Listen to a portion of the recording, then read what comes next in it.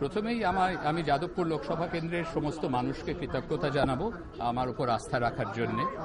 আর আমি ধন্যবাদ জানাবো তৃণমূল কংগ্রেসের কর্মীবৃন্দকে, যারা অক্লান্ত পরিশ্রম করেছেন 2 মাস ধরে এই গরমের মধ্যে। আমার রাজনৈতিক প্রচারে তারা এভাবে সাহায্য না করলে এই জয় আসতো না।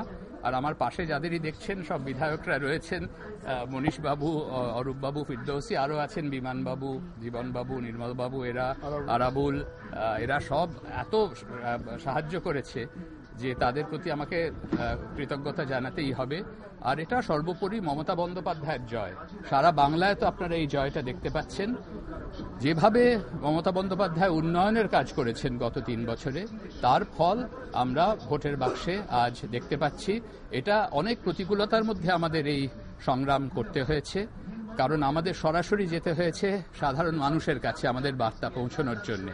কারণ আসল কথা হচ্ছে যে আমরা তো মেইন স্ট্রিম মিডিয়ার কাছে সেরকম সাহায্য পাইনি। আমরা সরাসরি মানুষের সঙ্গে কথাবার্তা বলে আমরা এই জয় পেয়েছি।